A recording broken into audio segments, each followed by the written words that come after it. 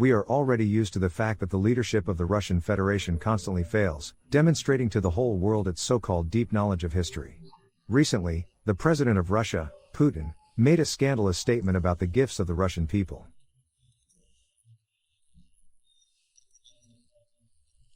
If some republic became part of the USSR and received a large amount of Russian territories, traditional Russian historical territories, and then decided to leave the USSR, at least she would leave in the same composition as she entered, without taking gifts from the Russian people. One of the most widespread Russian myths is the statement about Donbas and Crimea as gifts to Ukraine from Lenin and Khrushchev. Why was this myth created? It performs at least three main tasks. First, to form an image of Ukraine as a patchwork state, which was created from different regions that are completely incompatible with each other. Secondly, to demonstrate the complete disability of Ukraine as an independent state, to show that in its current form it exists thanks to Russia, and therefore must be eternally indebted to it. Third, justify Russia's rights to Donbas and Crimea. If these are originally Russian lands, and once these lands were donated to Ukraine, now Russia has the right to take them back. But this is where they miscalculated. The Russian mythmakers made a mistake at the very beginning, because even if these lands were originally Russian, and had been given to Ukraine by Russia a long time ago, although this is not the case, and now we will prove it, all decent people know very well that their gifts will take back only the stingy.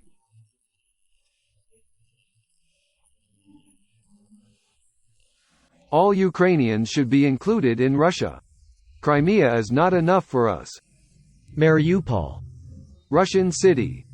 Kyiv, Russian city. Tallinn, Russian city. Minsk, Russian city. Vilnius, Russian city. Warsaw, Russian city.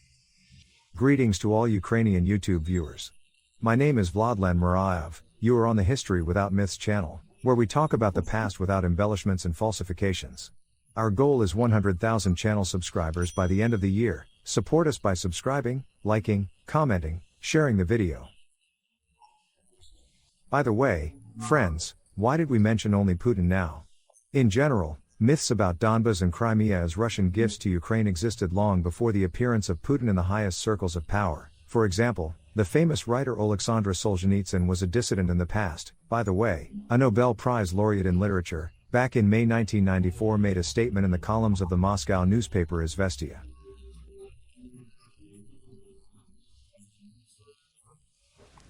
Suppressing Ukraine in 1919, Lenin, in order to appease Ukraine's self-love, annexed to it several Russian regions that had never belonged to Ukraine in history, the southeastern territories of today's Ukraine. In 1954, Khrushchev, at the arbitrary whim of the satrap, also gave Crimea to Ukraine. So, these myths have existed for a long time. They are needed by the leadership of the Russian Federation. To begin with, let's understand what Donbas is in general. It is often said that Donbas, the Donetsk coal basin, is the territory of the Donetsk and Luhansk regions of Ukraine. But it is not quite so. The south of Donetsk region, near Mariupol, is the Azov region. The north of the Luhansk region, where Sawatovay, Starobilsk, and Bilovodsk are located, is Sloboshenshchina. In addition, Donbas is the eastern regions of Dnipropetrovsk region. We hope it will become Dnipro region very soon, and the western regions of Rostov region. So, not all of Donbas is part of Ukraine, part of Donbas is part of the Russian Federation. Let's then find out whether in Lenin's time Donbas was really a Russian region, that is, a region where the absolute majority of the population was Russians, and Ukrainians were a minority. How can we find out? The population census of the year 1926 will help us. Yes, Lenin had already been gone for 2 years at that time, but chronologically this is the closest census to his era and you won't find more accurate data. The administrative division in those days was different, not oblasts, but districts. Donbas was mainly in the composition of 3 districts: Luhanska, Stalinska, and Artemivska. Let me remind you that Stalino is modern Donetsk, and Artemivsk is Bakhmut. Let us give the ratio of Ukrainians and Russians in these 3 districts. Luhansk district, Ukrainians, 51 and 7/10%, Russians 42 and 8/10%. Stalin district, Ukrainians, 56.5%, Russians, 31 and 4/10%. Artemivsky district, Ukrainians, 72 and 6/10%, and Russians, only 20%. So, Donbas in 1920 is a Ukrainian region where Ukrainians make up the absolute majority of the population, and Russians are a minority. So be it, but maybe administratively Donbas belonged to Russia and was transferred to Ukraine? In order to find out, let's move to the year 1917, the beginning of the revolution, the collapse of the Russian Empire. Instead of it, nations create their own separate states. How to correctly establish the borders of these states? The most fair principle is the national composition of the population. On November 20, 1917, the Ukrainian Central Rada proclaimed the Ukrainian People's Republic, UNR, as its third universal. What is the territory of the UNR? These are 9 provinces of the former Russian Empire, where Ukrainians make up the majority of the population.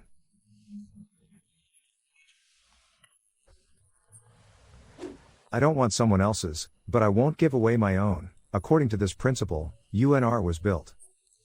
Among these 9 provinces is the Katerinoslav province, which includes the majority of Donbas.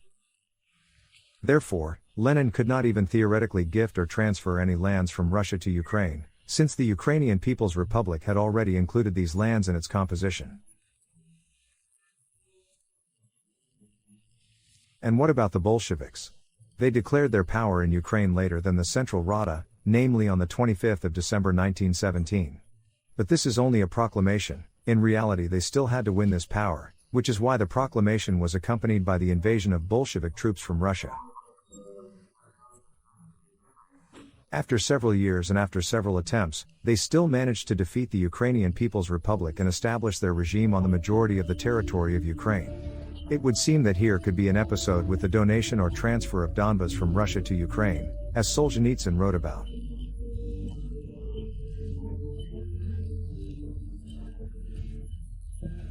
But that's the point, it's not. The Bolsheviks, declaring their power on December 25 of the 17th year, immediately declared Donbas a part of Bolshevik Ukraine. And in this way, Donbas after 1917, after the revolution of 17th year, was never Russian at all, except for its easternmost part, which will be discussed now, and except for a very short period of history, when Donbas was under the control of the Russian White Guards.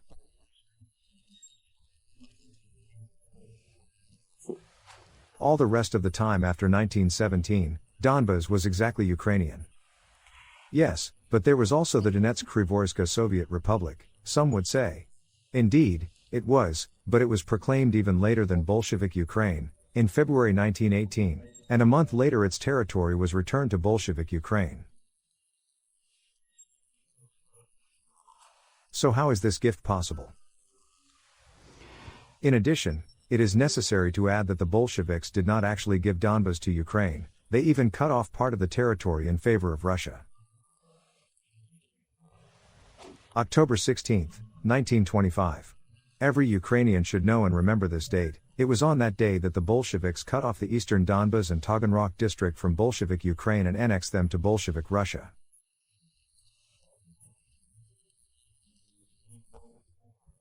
And if in the territory of eastern Donbas the majority of the population was then and now Russians, then in the Taganrog district, according to the census of the 26th year, Ukrainians made up 71 and 7/10% of the population, and Russians only 22%.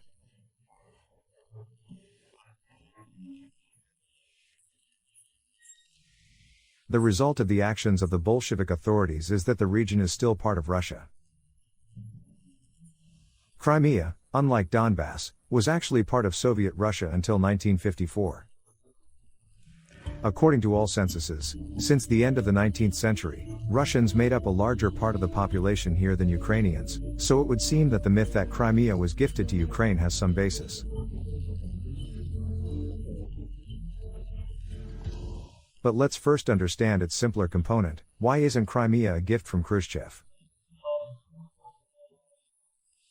It is enough to look at the document, the decree of the Presidium of the Supreme Soviet of the USSR on the transfer of the Crimean region from Russia to Ukraine, to see that Khrushchev's signature is not there.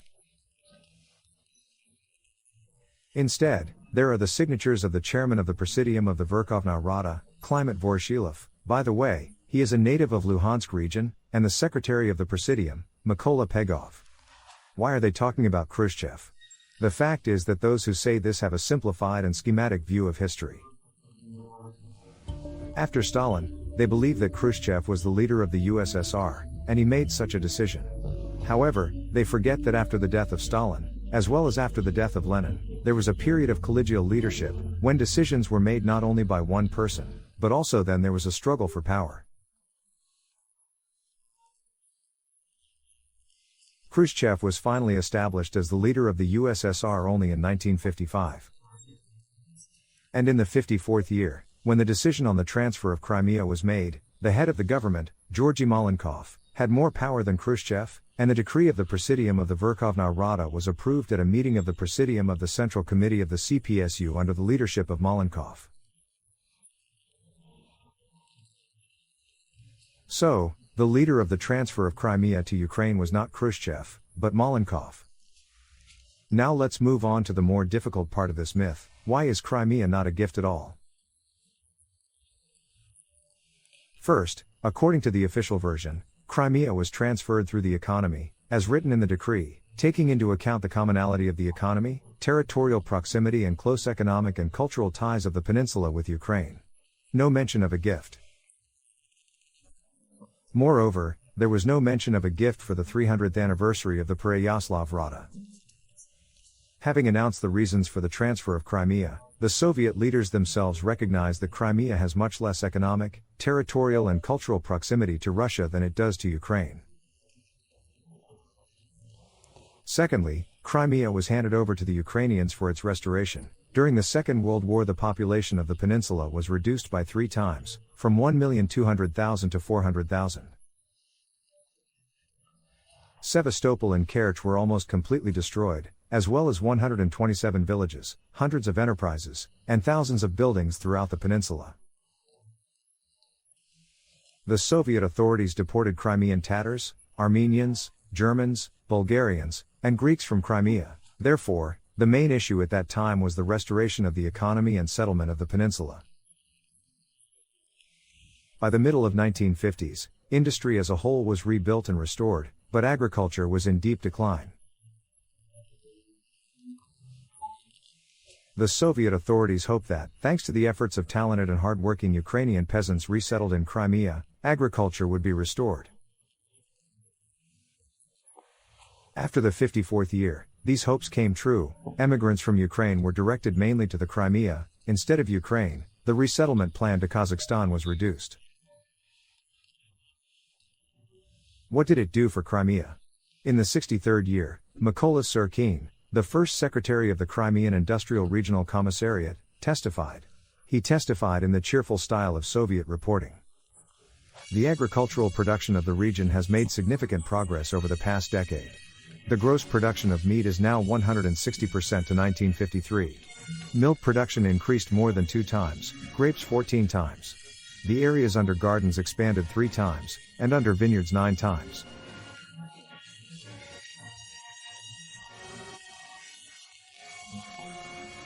Finally, thirdly, Crimea was not a gift, because thanks to it, the Soviet leadership planned to further mix different nations and tie Ukraine even more closely to Russia.